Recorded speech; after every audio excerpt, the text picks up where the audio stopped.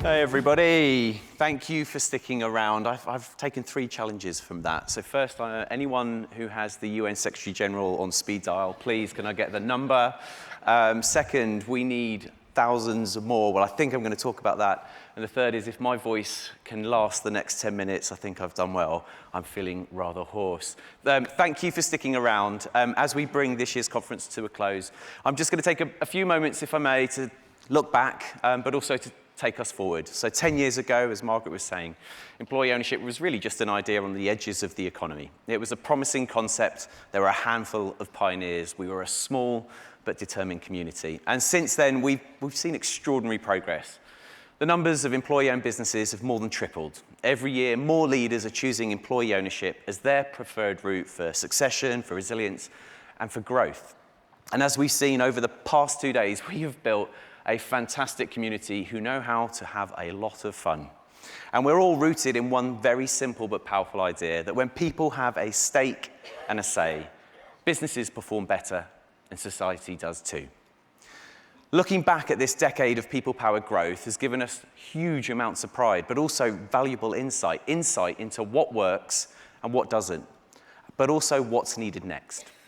So prompted by a request from the relatively new Mutuals and Cooperative Sector Business Council in the UK, employee ownership is defined as a form of mutual, as well as efforts from all the UK nations. We've spent some time exploring the science of growth and how new models like employee ownership take hold. We've drawn on the views and insights of members and combined this with innovation theory. That's the same models that are used to explain how new technologies or products or social movements diffuse through society. And what we've learned is this. Growth comes from a dynamic between innovation and imitation. A few pioneers, the innovators, well, they'll try something new. And if it works, if the conditions are right, others will follow, the imitators, and then momentum starts to build. And eventually, we reach a tipping point, and what was once niche becomes mainstream. And employee ownership follows this pattern. It begins with a spark, 1 or 2 businesses that show what's possible in a particular sector or region, and then it spreads through connection, through our storytelling and shared practice.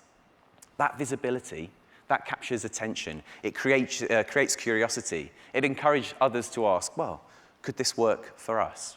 And when the right mix of evidence and policy support and peer networks, when they come together, that curiosity turns into confidence and then growth starts to accelerate. And that's been our shared experience over the last 10 years. And it's the foundation of what comes next.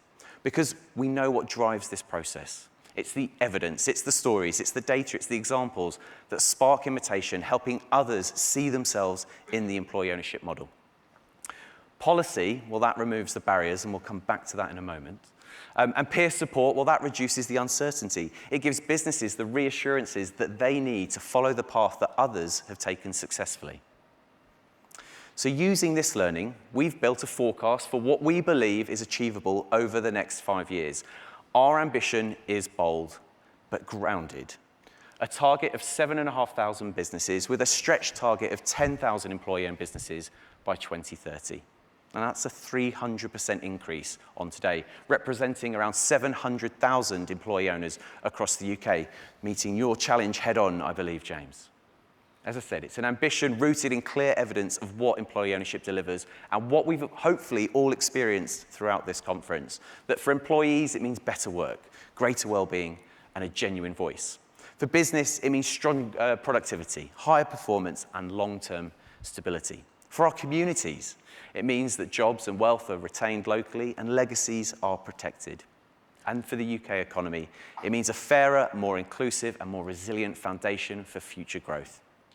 This is our shared mission over the next 5 years. But ambition alone isn't enough. Growth just doesn't happen. We're going to have to build it. The UK Employee Ownership Growth Strategy sets out exactly how we can do that. We've drawn together the evidence from the past 10 years of practice and lessons from our previous research outputs. We've analysed what drives diffusion and how policy and networks shape the pace of adoption.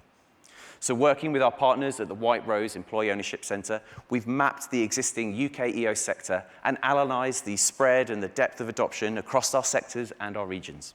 And we've translated that into a theory of change, a plan that we can use for coordinated action.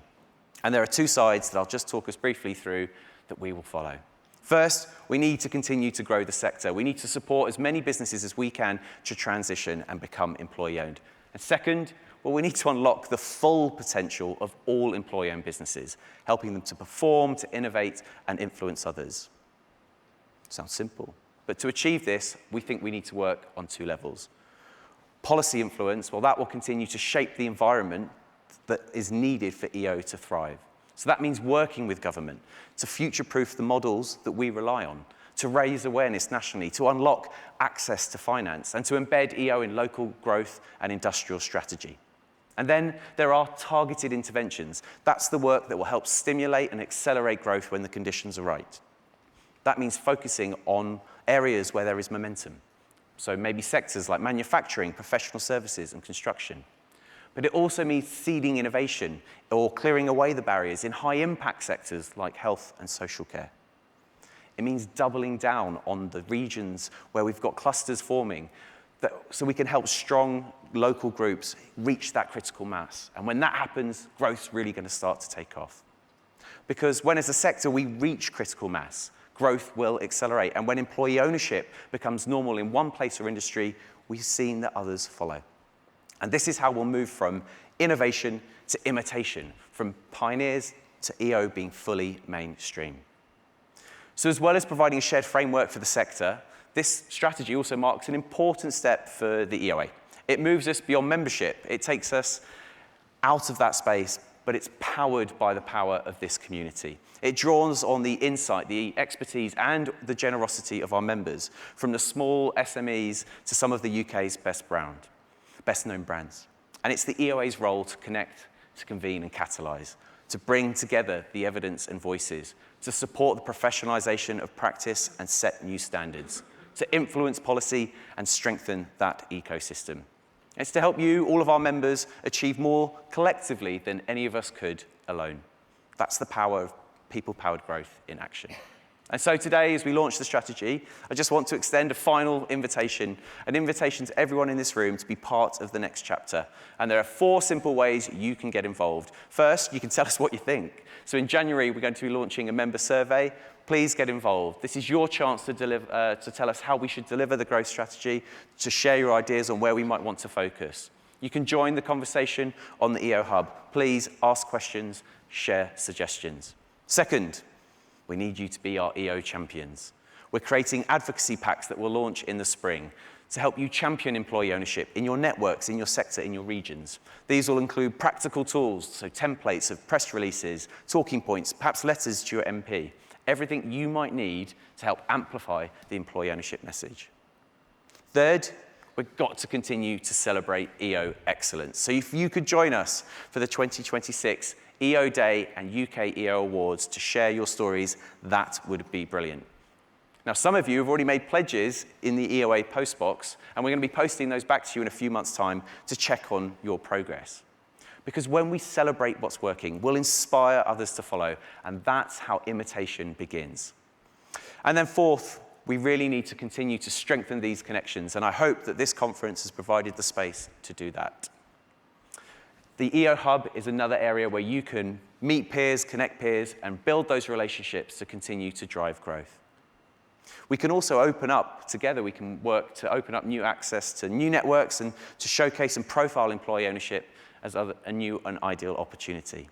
So whatever happens, please broker introductions at every opportunity, because when employee ownership becomes visible, others will take notice. But beyond those actions, there's one even bigger ask. Please, please become advocates. Continue to be these fantastic advocates of employee ownership. Use your voices, share your stories, talk to those in your sectors, invite those in, answer those questions about those who are being curious. Help us evolve best practice and keep EO relevant to the next generation of business challenges. You can support this work financially too. We are fundraising, and I'm absolutely delighted and very grateful to Mott MacDonald, to John Lewis Partnership, and to Gripple for supporting us as our first principal partners. We can't do this on membership alone. This work requires additional resource, additional focus to take this forward. Every contribution, whether it's in partnership, sponsorship, collaboration, will help accelerate growth. So it represents an important change in gear for us at the EOA, but also for all of us, hopefully, and our growing community. It reflects a more confident sector, one that understands its power, but also its responsibility. Because employee ownership, as we've heard over the last couple of days, it's not just a model, it's a proof point and for an alternative way of delivering an economy for all. The next 5 years truly are a once-in-a-generation opportunity to turn momentum into mainstream, to secure the long-term future of employee ownership here in the UK, and to prove that people-powered growth isn't just possible, but essential. So, we are about to draw this conference to a close, and I want to thank you all, our partners, our members, our advisors, our advocates, for all you've done to bring us to this point. But now together, let's take the next step. Let's grow the future of employee ownership, because together, I feel, and I hope you feel, we truly can own the future. Thank you very much.